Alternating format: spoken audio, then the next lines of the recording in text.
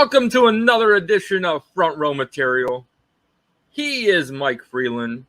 I am the Ritt. We're here filling in for the boys, Mike and Jerry. Freland, what's going on, man? Oh man, I tell you what, I'm just recovering from the big weekend that was PPW. I mean, you actually had a lot more to do with it on site than I did, but man, was it exciting?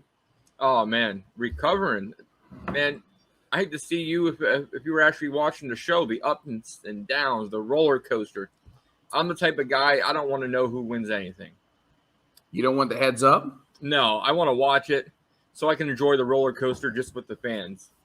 And there was plenty of matches that I thought I knew, and guess what? Nope. Well, it's fun to be able to go to events and, enjoy yourself like a fan and really get into it. So I think PPW did a great job this past weekend. We had a monster week last week. I mean, we were on every single night of the week. I mean, hey, you can't get an old man like me. You can't get an old man like me on here all the time, every single day of the week. So, but we're back to our regularly scheduled program. We're excited. So who do we got on in the 8 o'clock hour? You want to talk about a fan. I have been a fan of this man for many years. He is part of one of the greatest tag teams on the indie scene with Christian Faith, a.k.a. Ricky Shane Page. He is Mr. Vincent Nothing. What's up, guys? How are you? Welcome to the show, Vince. Thanks for carving out some time for us. Appreciate it. Thanks for having me on. Let me adjust my camera here. So there we go. There we go. That's Star Wars. You're still the best looking man out of the three of us. Let's be honest. I appreciate that. Yeah. Not much competition there. Yeah. So let's kind of start things off here with you. How you been as far as the whole COVID thing? Hopefully you and your loved ones have been able to get through this unscathed. Yeah, I've been lucky enough. I've actually been really busy doing shows this entire year. And a lot of people are, taking the necessary precautions, making sure wrestlers are tested, making sure that the fans have masks on, depending on kind of what state you're in. Everything's always been changing by state. I'm vaccinated. And so I've been good. I haven't had any issues, and still been able to stay, relatively busy and keep a pretty consistent schedule with wrestling. So, I've been probably one of the lucky ones where a lot of people have, depending on what area you've lived in, some people haven't wrestled in, almost a year. I've been able to stay very consistent.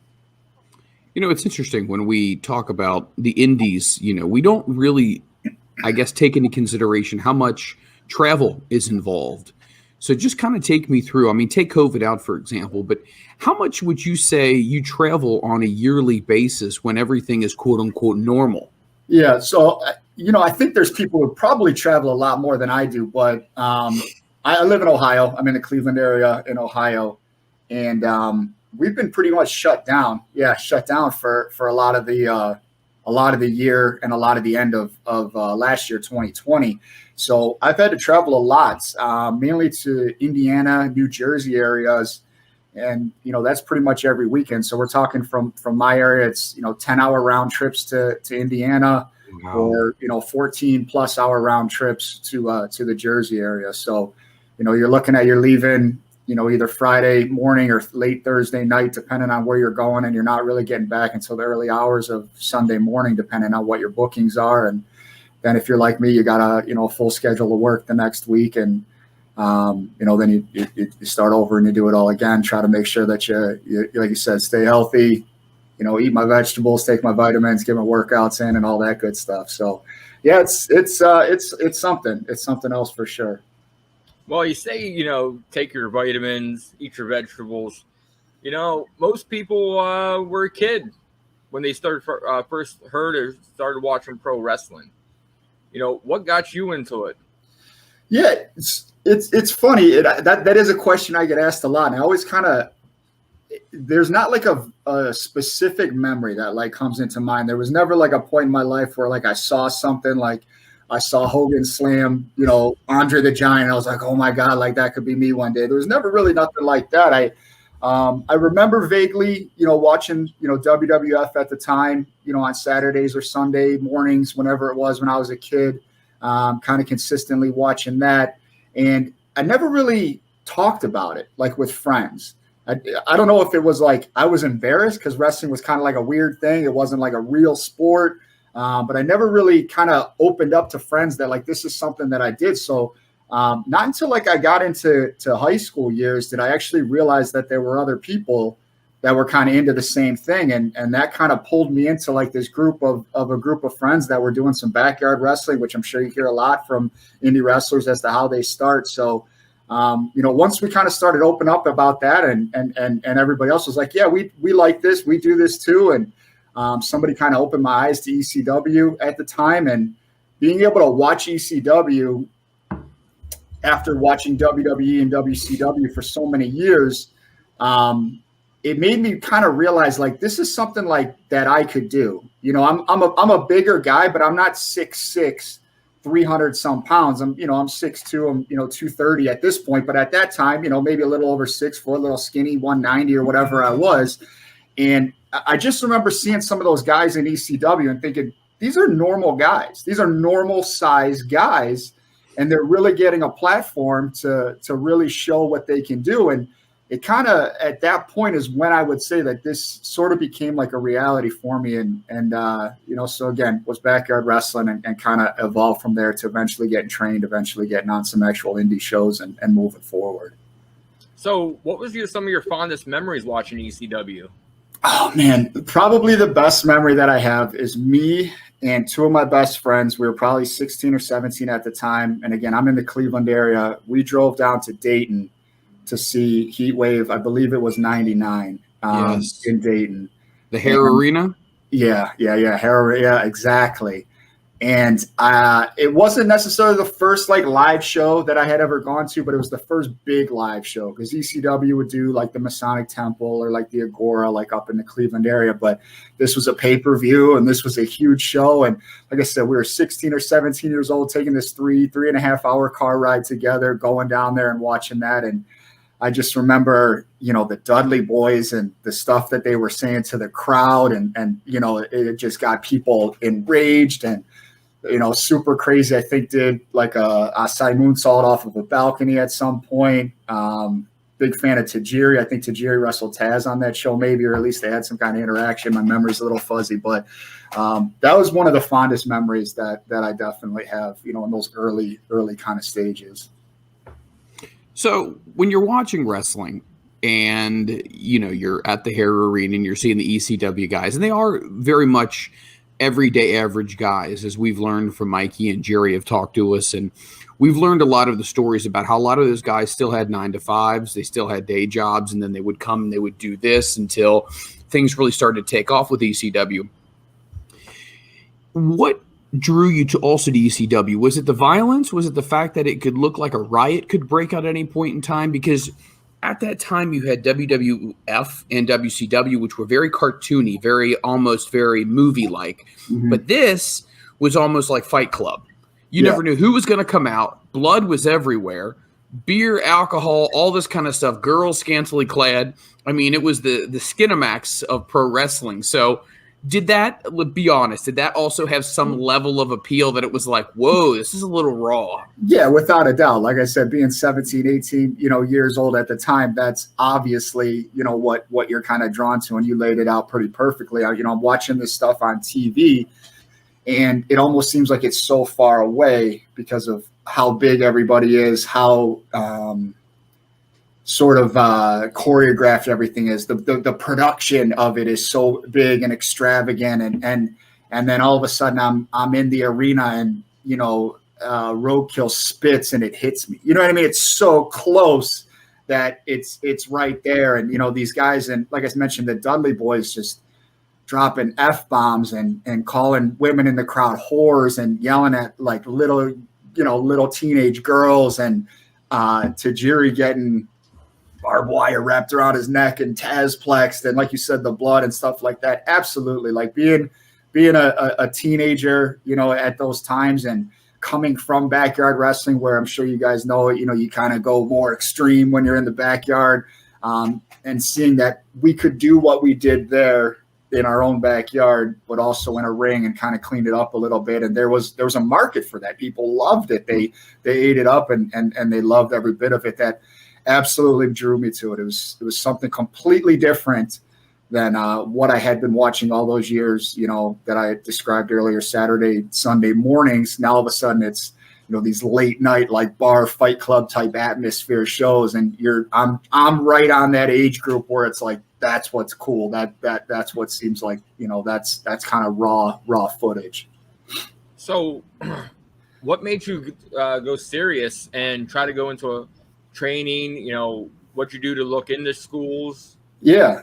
So as I said, I kind of started in the backyard like everybody else does. And I think I went maybe a little bit of a different route than most people go, is that I, at the time, thought that my backyard group, or the group of guys that we had and the stuff that we were putting on, was really good, and we should give that to the masses. So being in high school at that time, we started having some shows where we would actually have, we would advertise at our school and have friends come to the shows. And, one time we had probably 200 kids in one of my friends' backyards, charging $1 a ticket at that time, being, young kids in, late 90s, early 2000s. I was like, this is incredible. Like, we can actually do something with this. So my next step from there was to say, we need to get a wrestling ring. Like, we need to buy a ring and actually try to do something. So pulled some money together with some friends, bought an actual wrestling ring, found a place that we could set the ring up, and actually have sort of practices, and then do shows there monthly or semi month, every 2 months, out of a building, untrained at this time. But we did bring in some guys. I don't know if you guys are obviously familiar with like Matt Cross, Josh Prohibition, who like at the time had kind of laid out the blueprint for guys like me in my area. They were doing, CZW and XPW and stuff like that at the time. And I was friends with them. So I would have them come in to our sort of little training atmosphere and kind of show us a couple of things here and there, how to lock up properly, how to do, some chain wrestling and stuff like that.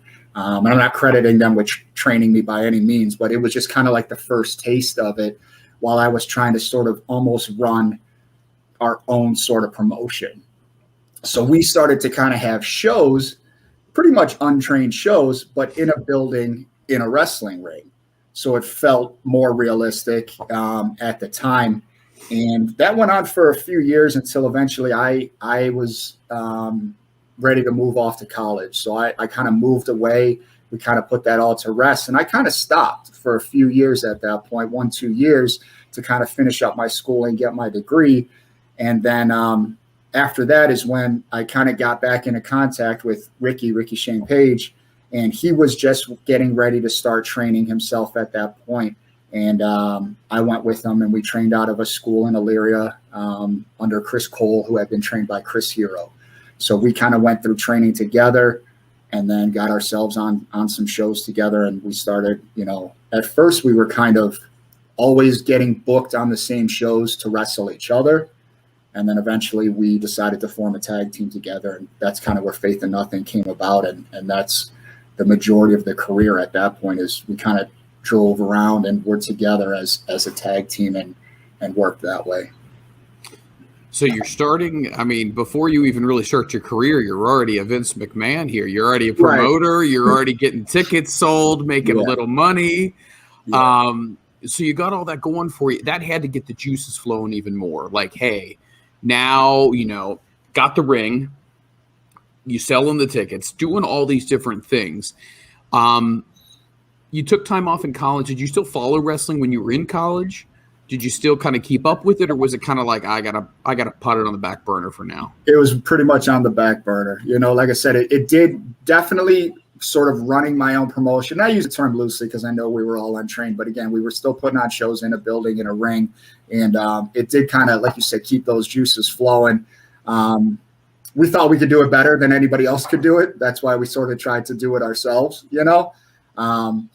but yeah, it did kind of go on the back burner, and it wasn't something that I really thought about that much until I sort of reconnected with Ricky, and he was like, I'm still going to do this. I'm still planning on doing this, and I was ready to kind of finish up and move home at that point. And I was like, yeah, you know what? Let's do this. Why not? Like, now's the time. It's always been something that I wanted to do. And that's where we kind of picked up there and started our full-on career, made sure we were training a couple times a week, driving out to Elyria, getting in the ring, learning how to do things the right way, learned so much. I thought we knew everything, but, learned so much about psychology and, positioning and just how to do everything the right way, and kind of took off from there. Well, you sit there and, you're on shows versing Ricky, and isn't that how most tag teams end up? You're working each other. You guys know each other inside and out. Then, become a tag team. Yeah, we were already traveling together, everywhere. Like I said, it was that during that time we were getting booked together. I can't really remember exactly if that's how we were kind of saying it. It was like, hey, can we get on your show? I'll bring a person, we'll have a match, instead of the promoter kind of deciding what to do with us or how to bring these kids in or what to do. Is we'll both come together, we'll put on a match at your show. And, so we're obviously in the car a lot together. We're training together. We're spending a lot of our time together until, at one point, like I said, we just kind of, this light bulb clicked and we're like, there's not a lot of people at this point. And now we're talking maybe earlier 2000s, 2006, 7, something like that, where we were like, there's not a lot of people who are doing just tag teams. Where you're saying, I want to get booked just as a tag team, and we're going to kind of be just a tag team. And we decided to kind of go for it. And that's what we stuck with for several years. And it really worked for us. Like we were talking about, before we actually started recording, we just have great chemistry together from being friends, being around each other so long. It just sort of made sense. And, I still enjoy it. I still, every time I get a chance to tag with them, to this day, it feels right. It feels good. So when you first started to get bookings, how hard was that? I mean, I imagine it probably wasn't the easiest thing in the world. Did you have to make phone calls? Did you know people who knew people who were putting on shows who you could somehow kind of use them as a conduit? What was that like? Because sometimes it's feast or famine, especially when you're trying to get your foot in the door. Yeah, so we're talking about the days before social media, or just like the budding days of MySpace, which was the platform at that point. So we're not talking Twitter, we're not talking Instagram. There's not this immediate connection to be able to just connect with anybody anywhere, and like you said, send an email or ask a question like that. But I think what really helped out us, and what really helps out, or what's smart for people who are just getting into business now, is if you train at a school that's a reputable school that also has their own promotion and puts on their own shows, that's a launching pad for you right away, because you're going to get on their shows. Once you're on their shows, you're at least going to get your name out there. You're going to get seen by some other people. And as long as that promotion is not, some weird promotion, they're going to have relationships with other promotions in the area. And, we can kind of branch out from there. So, we started with that promotion that we trained at in Elyria, called Mega Championship Wrestling. And then from there kind of launched off into other things that were in the Cleveland area. Cleveland All Pro Wrestling, AIW had just started at that point in time. We got on their shows. From there, to kind of reach out even further, like you said, am I making phone calls? What are we doing? We're actually typing out letters, putting together demos, putting together resumes, putting them in a package, and physically mailing them off, saying, will you book us on a show? Will you look at this demo that we put together? Somehow finding the addresses, like I said, through MySpace or Facebook or something like that. But I clearly remember he and I sitting there and, making copies of this resume that we had, and kind of dubbing these different sort of highlight reels and putting them in envelopes and addressing them and sending them off so that we could kind of get out of the state of Ohio. Yeah, I'm in Cincinnati, so I completely know what you mean by getting out of the state. It's one of those things where there's a lot of exciting things happening outside of the state of Ohio. Right, for sure. So you're getting on these shows, you're getting booked, you're getting experience now. Obviously, your demo package is working. Did you ever get any comments from promoters who say, man, this was really cool that you guys put this package together, or I'm really glad you sent this package? Any type of feedback like that?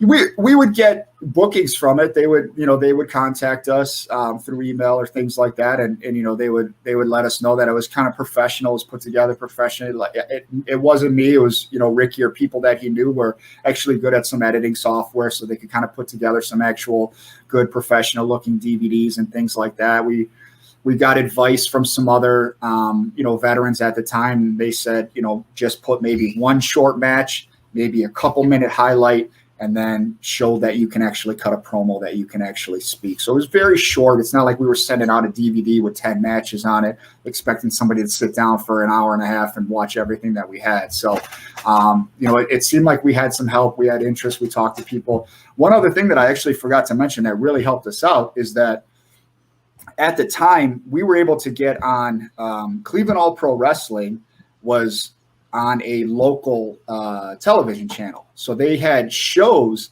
that sort of aired on this Sports Time Ohio network. I can't remember all the details or what time it was on, but we were actually on TV on a sort of a local channel at the time when we wrestled on these shows. So that really helped us out as well, and put some more eyes on us. That show was more far-reaching than we ever really understood, because we would get to places outside of the state of Ohio, and people would say, I saw you on this show. Somehow their cable package picked it up or whatever it was. So that really helped us out as well. You talked about the training and, the camaraderie with the guys and whatnot. What would you say, or who would you say was the most influential when it came to cutting promos? I mean, a lot of times we've talked to people who say, man, that was probably the hardest aspect of it, because when you're performing, you're doing your thing, but you're not necessarily having to talk a lot.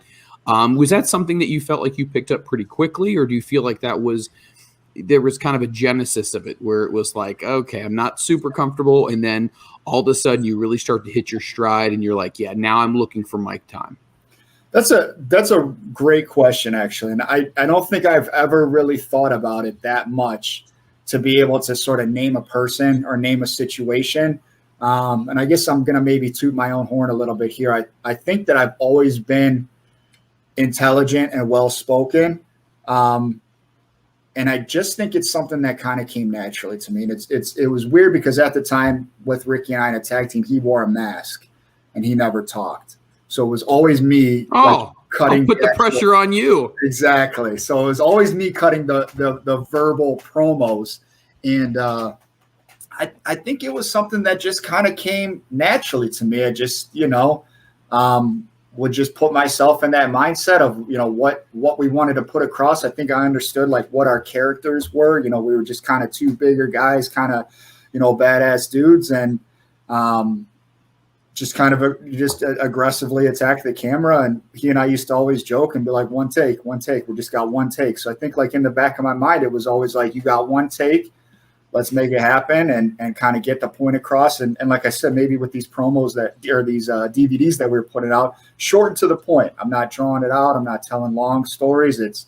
This is what's going on. This is what I'm going to do to you. This is who we are. We'll see you there type of stuff. And, maybe for some other people, they need to kind of contrive that a little bit more and to tell more of their story and kind of get more into who their personality is. But for us, I think it worked. We were this sort of hard-hitting, fast-paced tag team, and the promos kind of followed suit. It was just bop, bop, bop, to the point, shoot it out there, and let's go on to the next. Well, Vincent, I'm going to sit there, hope there's no pressure. No, I'm not cutting a promo.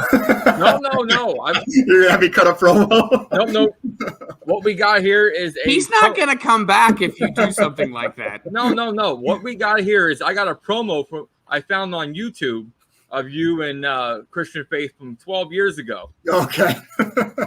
Oh, my gosh. This is your life, Vincent Nothing. Yeah.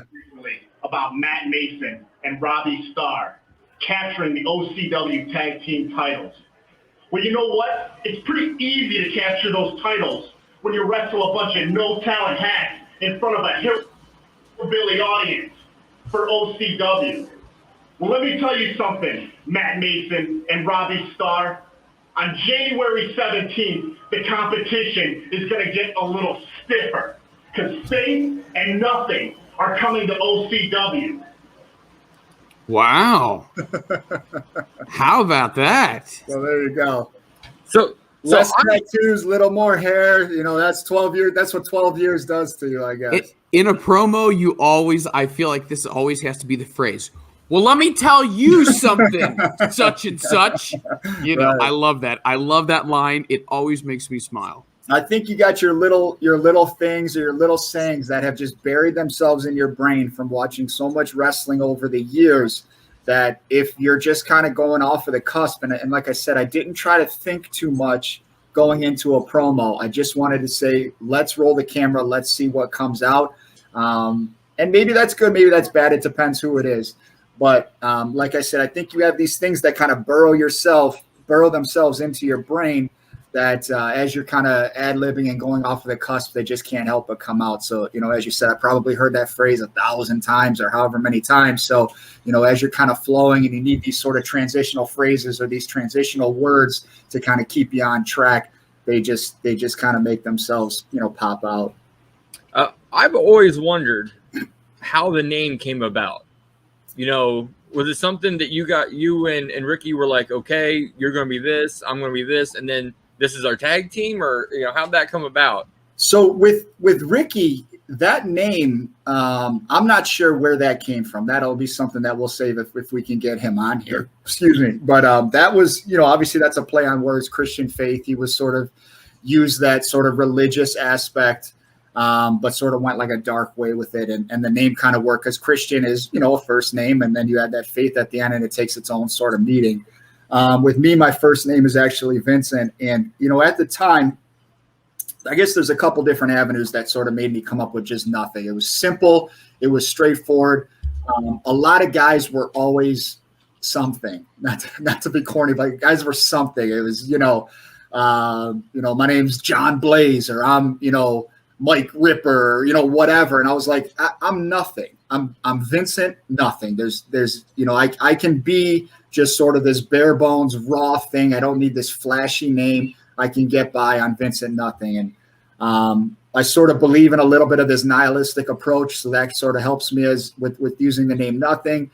It's got a cool little play on words where, I can use little slogans and things like believe in nothing, which again takes a separate meaning when I'm, I say it about myself, or become nothing, or, we are all nothing, or something like that. So it just kind of, it was something that I liked at the time. It had sort of a darker aspect to it. And as I said, I just wanted to make a statement, and this is me. This is who I am. It doesn't matter what the name is. I'm Vincent Nothing. There's nothing behind it. I'm no one from nowhere. I'm nothing. So I had that name, and Ricky had the name Christian Faith. And as I said, we kind of started out always facing each other and wrestling each other. It was actually, I hope I get this right, it was one of our friends who would drive us to shows' girlfriend, who at the time, when we said we wanted to be a tag team, she said, you guys should just be called Faith and Nothing, like Christian Faith, Vincent Nothing. But again, this other play on words, Faith and Nothing. And we were both just like, ding, like that makes sense. That's great. Let's do that. So that's sort of how that came about. I can see it now. This can headline any indie show. Vincent Nothing takes on Jake Something. You don't know how often I hear that, so maybe someday that'll happen. I'm sure he's probably hears it all the time too, but that's something that I hear a lot of the time. People are always like, we need to do something versus nothing, and maybe we will. I've actually never met him face to face. I mean, I follow him. I know who he is. He's obviously a big guy. He's doing some great stuff, but I think at some point somebody's definitely going to do that, because like I said, I hear it very, very often. So I don't think you're off base with that. Well, you're definitely going to get it paid because you don't do something for nothing. There you go. That's what they're going to name the show, So you're going along your career, you're getting booked, you're doing different things. You got your tag team right now. You're starting to feel comfortable with working with each other. You get on these different shows. Was there any veteran who in a locker room or maybe before a show, after a show, getting something to eat, ever pulled you aside and gave you some words of encouragement or any advice or said anything just even in passing that still sits with you today? Yeah. There's probably two people when we talk about like actual veterans when we were sort of on our way up that always come to my mind. Now, in terms of if there's like a specific phrase or a specific situation, I don't think I can kind of pinpoint one, but two wrestlers that always kind of looked out for us or would actually sit there and talk, or if I asked questions to, would actually answer, and kind of give little tidbits of information, whether you picked them up or not. You know what I mean? Maybe just in passing, like you said, would say something, maybe not directly to you, or I overheard them talking to somebody else that always picked them up, was JT Lightning, who was a sort of a Cleveland guy, and actually Tracy Smothers. And I'm not, trying to jump on the Tracy train, but, I'm sure you've heard so many great stories about Tracy, especially since he passed away. But he was on a lot of shows in the Cleveland area. And at the time that I was sort of coming up and Ricky and I were coming up, he was just, he's a larger than life character. And, there's just these little, tidbits of information he would drop or he would say, or little phrases he would have. And I apologize that I'm sort of blanking on exactly what they are. But it was definitely stuff from him. And as I said, JT Lightning, who was one of the earlier sort of promoters that was also a vet that saw something in Ricky and myself that sort of gave us a push. And he's the one that had that television show that we were on. And I really credit him with sort of pushing Ricky and I and sort of giving us a push when he had that promotion sort of full of more veteran type guys and kind of getting us to the forefront of it. So those two are definitely the two that come to mind. But again, in terms of a specific thing that they said, I don't have anything off the top of my head. When you were training, and obviously even up to today, we often hear wrestlers say, well, I borrowed this from this guy. I borrowed that from that guy. Was there anybody in particular that you liked what they did, that you saw, that you said, you know what, I want to take this, but I want to modify it a little bit? Was there any inspirations from people who you saw in the ring that you thought, you know what, I'd like to use some elements of this person or that person's kind of repertoire? Yeah, I really like wrestlers that have this sort of undeniable intensity where when they're in the ring, they're actually blurring this line of, do they hate this guy that they're wrestling? Is something actually going to happen here? Are they actually not hurting them, but you know what I mean? Causing them a little bit of pain in the ring. And I also sort of I like that intensity, but I like to blend that intensity with a bit of stoicism as well. So there's almost this switch where, you come out, you're a very stoic character, but then there's these elements of these explosions of intensity. And I'm going to name a couple of guys that I enjoy that from. Low Key is one of them. I really enjoyed that aspect of him. Probably get murdered for this or at least torn apart. But Chris Benoit was another one of those where it was like he came out, no nonsense, but there were times when that facial expression changed and he just seemed actually angry in there. And, another guy was Taz from ECW. He was definitely one of those guys who, I guess you're seeing what I'm saying, where they kind of come out, they don't come out fire when they come out of the entranceway and yelling and spitting and foaming at the mouth. They come out very stoic, very, focused with their plan in mind of what they're going to do. And then there's these explosions of sort of fire or intensity, in the match where it's like, holy crap, like what's going, he just took it to another level. So those are a couple I can think of off the top of my head. Another guy who's very underrated, who I always say is my favorite wrestler, it's true, is Perry Saturn. I love Perry Saturn. And he was sort of in that same vein as well. And he's up there as probably my favorite wrestler. I loved his look. Obviously we're talking, ECW days and WCW flocked sort of stuff, not before the WWE got their hands in him and made him do silly stuff. But, any younger people listening to this, go back and look at some of that stuff and you can actually see who Perry Saturn was at the time. But yeah, those are some of my guys. And as you can see, that's a big ECW influence.